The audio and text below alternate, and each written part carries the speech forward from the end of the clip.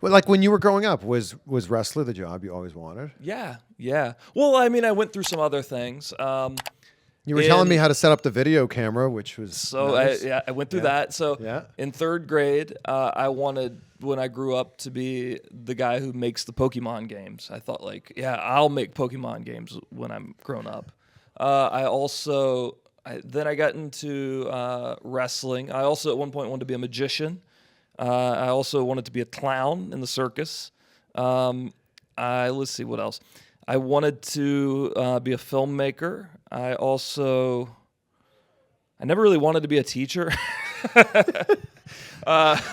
but I got a job doing it, so I ended up kind of liking it. So I guess you could count that as well, and obviously wrestling, yeah. If we go back here, what do you think was the first real step where you went, okay, wrestling can be something I do for a living?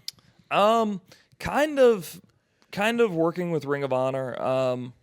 I mean, when I very first started out at Ring of Honor, I was not making a living at it, and that took a while. So, I mean, even that, like I was teaching during the week, wrestling on the weekends, but like that money started to add up. Like, oh wow, I can put a little bit in savings here. That whatever. Like, oh my god. And I think once I knew that I was going to join Bullet Club, and I was going to start touring with New Japan. I kind of knew then, like I think even before that decision had been made, I was on just like a per appearance deal, I think. Right. So like even like I wasn't making enough for a living, but I knew at that point like, well, I know my deal will be up at the end of the year. I know if I'm going to be in Bullet Club, I'm going to be going over to Japan and stuff. Like I will probably get a guarantee of some sort, like a salary. Like it will be a living. So then I kind of figured, and this was like April, May of that year. So I figured like, okay, well, I will wrap up the school year and I'll tell them I'm done, and we'll see. We'll see when January comes around if I'm right, but I'm pretty sure I'll get a salary I can live on. And thank God I did. I'd have been screwed. The kids must have thought you were so cool. Like No, they didn't. They thought I was lame, man. What do you? If my teacher was a pro wrestler, you'd be the coolest teacher ever. No, they were. It was fun. Like I would intro like the first day of class. We'd syllabus and all that stuff, and I would intro the class and blah blah blah, and then I would have like a slide in my little presentation, like okay, and I'm Mr. Woltz. I'm also a professional wrestler. Here's like a clip of me like getting hit in the head with a chair. Here's me doing a wrestling move. Like this is whatever, and I would put all that out there, and then I'd answer a bunch of questions, obviously not about the class, about that. Yeah. And then like once I did all that, then it was like, oh, all right, well, he seems normal, he's our teacher, and then like it was over. That was it. What's the question you got asked every single year after that presentation?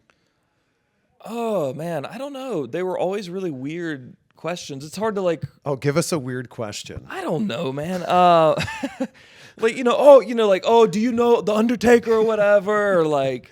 Just stuff like, stuff from people who don't, like, kids who don't watch wrestling. The like, same questions you get when the TSA pulls this out, right? Yeah, right. Yeah. Oh, does that stuff hurt? Or whatever. Like, I'm coming in class with, like, full, like black eye, and, like, this all screwed up looking. They're like, oh, what happened to you? Like, you know what happened to me. Shut up. What about, like, parent-teacher conferences? Would any of the moms or dads be like, oh, you're the guy? No, not really, no. But so my classes were, like, they weren't English, math, so mine were, like, the extra classes. So by the time, like, parents showed up for stuff, they didn't come to my thing.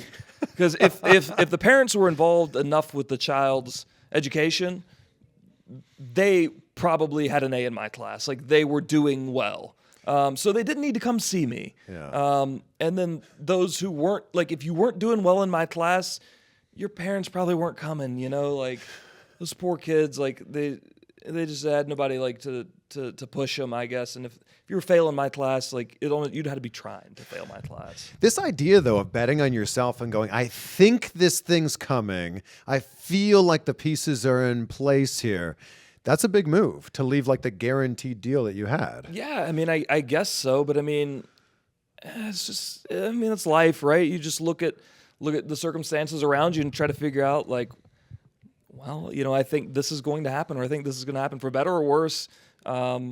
Yeah, and I mean, thankfully, it's worked out so well for me.